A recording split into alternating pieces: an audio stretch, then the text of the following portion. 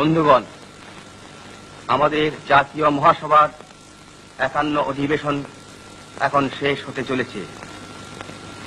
আমার পক্ষে এটা বড়ই আনন্দের বিষয় যে এবারকার কার্যাবলী এমন নির্বিঘ্নে সুসম্পন্ন হয়েছে।